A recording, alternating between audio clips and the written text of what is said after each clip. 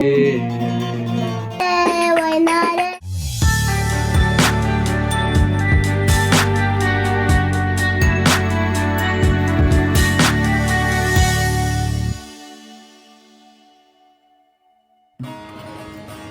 متابعيني من شونا رمنا راحتن هلو فيديو قنبلة مارايا يعني أبخا إنا ناكم كان جمع مستجگر عفرين ما مستقي جو دلالة هاوش ما مستمنة چند سال برمة تنبيل علمان هكا هرم خاص ناس معنى زيگن دجودي لو أرگي دخي ما شاء الله يعني نكوينه بخواب ببينن ونسا كان عمري خب 5 سالي يجيچكا و أرگي كله دخي يعني سبحان الله تيجن بالي واگر فيديو عجبا لايك واشتراك كبير معك اشرفيه كيف داري نفسك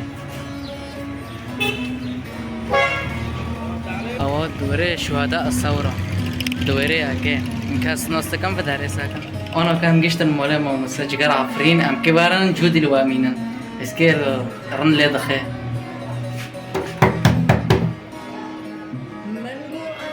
ماله شو ما مستان؟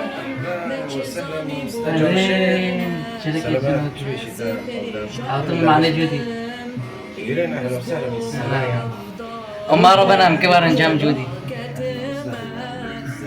ولا صار فيسبوك صار تيك توك أما قطعي كنا فرض فينا. خوش لي دخل عمري خوش خاصة ذلك. والله عمر تقريبا في سوري.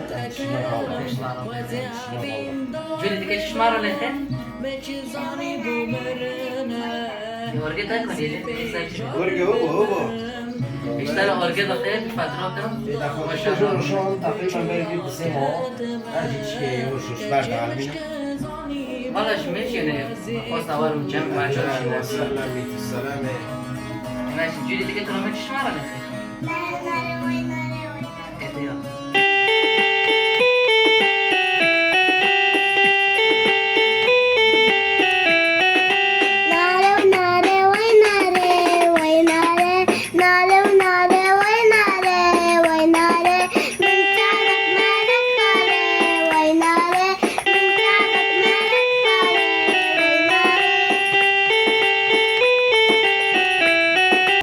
نکام بکشینم